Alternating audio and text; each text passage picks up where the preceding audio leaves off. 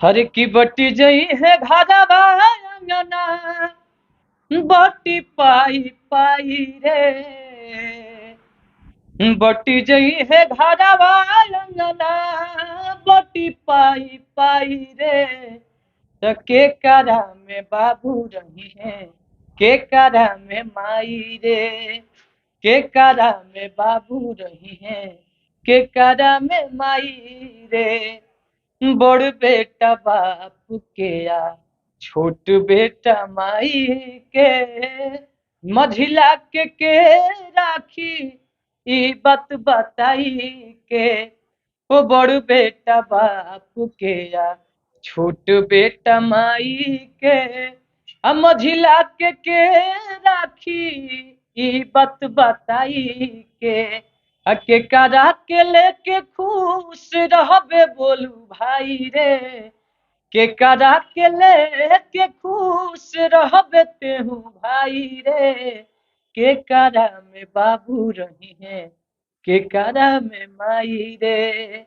के करा में बाबू रही है, के करा में माई रे। बहुत अच्छा लगा आपका ये गीत, जो पारिवारिक गीत गाए बहुत ही बेहद अच्छा था, बहुत खूबसूरत। अच्छा आपका ये बताइए, सुरीला और भी कोई गाना गाए थे? हाँ मेरा एक सैड सॉन्ग आया था बहुत सुंदर, वो नीलकंठ म्यूजिक से। अपना दीवाना के कह के मुआवेलू, रही के नइखे तब का क्रिया खियावेलू। रही के नइखे तब का क्रिया खियावेलू। मन कर खाली कवनो मौत के दवाई, तनिको न सोचलू कैलू तू बेवफाई। हो मन कर खाली कवनो मौत के दवाई, तनिको न सोचलू कैलू तू बेवफाई। जाए सनम गम झूठा हूँ देखावेलू, जाए सनम गम झूठा हूँ देखावेलू। रही के नइखे तब का क्रिया खियावे। हर की डांट दी कैसे, हर संहतिया पुरान हो। डांट दी कैसे, अरे संहतिया पुरान हो। देहिए हमार बाकी देहिए के जान हो। अठावन में पढ़त रही तो सरही आवत रही, हम कोचिंग क्लास करे तो हमनी के दो तीन गो संगति एक ग्रुप के साथ आवत रही जगह से, तो हम गाना गावते और जात रहते। हमारे दोस्त सुनत रहता, हमारे को चाचा बड़े राजू अकेला नाम के, उ लोग पहले गावत रहन प्रोग्राम प्रोग्राम, तो उनका से कॉलस की तार भतीजा बहुत सुंदर गावत, ओकरा गवाबो ना।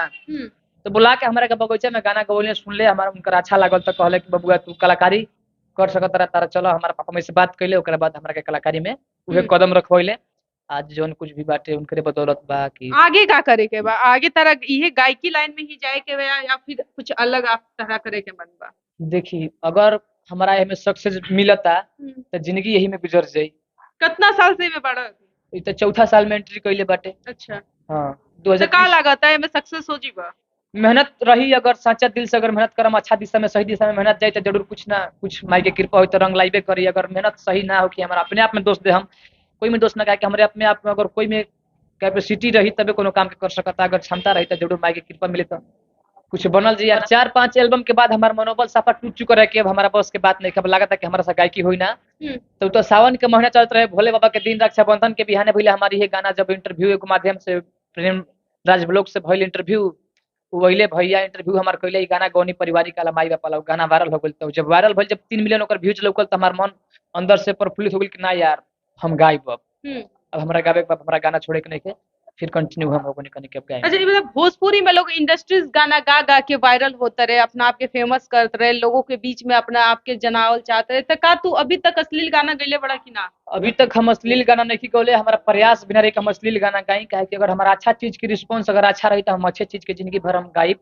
आज अगर अच्छा चीज के अगर अच्छा रिस्पॉन्स ना मिले तो फिर तो हमारो दिशा में जाए के पड़ी जहाँ सब कुछ जाता है। अच्छा। जी यानी कि सोच के रखले बड़ा कि हमरा अश्लील अश्लील के तरफ कदम बढ़ावे के बा? बढ़ावे के बा ना, बढ़ावे के परी मजबूरन, अगर हमारा अच्छा चीज का अच्छा रिस्पॉन्स ना तो फिर बताई तो फिर कैसे चली।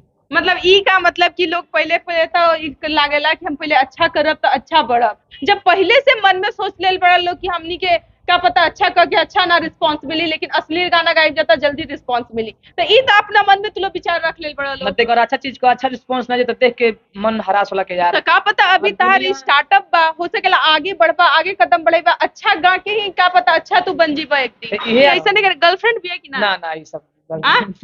का है भाई, आजकल तो भोजपुरी में का आजकल तो नई नॉर्मल बात बटे भाई गर्लफ्रेंड राखल, कहीं ऐसा तो नहीं कि पवन सिंह के गांव से बिलोंग करत रह तो कहीं उनके रास्ता पे तू चलबा? ना ऐसा बात नहीं। देखिए अगर बाज की तरह उड़ना है तो तितलियों का पीछे करना छोड़ना होगा, तो हम सब अभी निखंडता जिंदगी जी रहे हैं, हमको बाज बनना है, हमको तितली के पीछे भंवरा नहीं बनना है। अगर बाज बनेंगे तो बहुत तितलियां आएंगी, जरूर हम बाज बनना चाहते हैं कि हमको आसमान में ऊंचाई में उड़ना है, तितली के पीछे नहीं भागना है। अब पवन सिंह क्या है? पवन सिंह वो भी बाज बनकर फिर उसके बाद भंवरा बने हैं। हाँ, बाज बन के तब भंवरा बने हैं। अच्छा ये बताइए, पवन सिंह के गांव से हैं, पवन सिंह को आप तो अच्छी तरह से नजदीक से जानते होंगे, हाँ?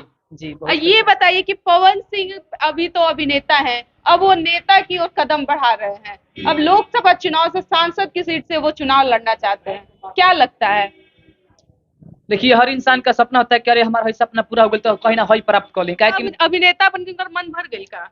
नहीं ऐसा कोनो बात नहीं हो सकता कि अब नेता भी बनल चाहत रहे तो नेता अगर बन जाइए तो फिर गायकी के कोई एक्ट्रेस जन बाड़न हतना कॉमेडी कर ले, हतना लड़की खुल के आगे पीछे घुमावत रहे, तो फिर नेता बन जाइए अब तो उनकर जीवन के बारे में वो निर्णय खुद ले लेंगे। अगर हम नेता बन जी तो हमारा भी नेतागिरी कहाँ जाएगी? तहरा लोग के कितना सपोर्ट बा उनका पीछे, मतलब नेता खातिर बोनस नेता सपोर्टे बाटे। अब जब गाना में आदमी सपोर्ट करता बा उनका पावर स्टार लोग प्यार आशीर्वाद देख बनले बा नेता भी बन जाए।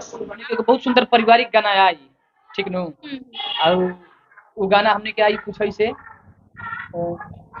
हर की जिंदगी के खेला देखो, अरे अजीब गजीब बा जिंदगी के खेला देखो, अजीब गजीब बा जे जन्मवलस उहे भइल बदनसीब बा, जे बा जन्मवले उहे भइल बदनसीब बा। बस एकरा कतने गाइब एकरा के बहुत जल्दी हमने के आई नीलकंठ म्यूजिक से, एकरा के हम ज्यादा सुनावल ना चाहे।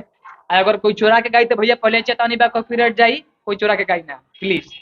चलिए देखिए, ये हमारे साथ थे भोजपुरी के मशहूर गायक जो अभी अपनी कोशिश जारी किए हैं कि एक न एक दिन हम अपनी मतलब उड़ान जो है बहुत ऊंचा रख जाएंगे, जिस तरह से पावर स्टार पवन सिंह, मगही के स्टार जो है गुंजन सिंह, इस तरह से जो भी गायक लोग हैं उनके तरह ये लग रहा है कि जैसे जिस तरह वो लोग आगे बढ़े हैं उसी तरह हम भी अपनी उड़ान जो है बहुत जल्द उड़ान भर सके।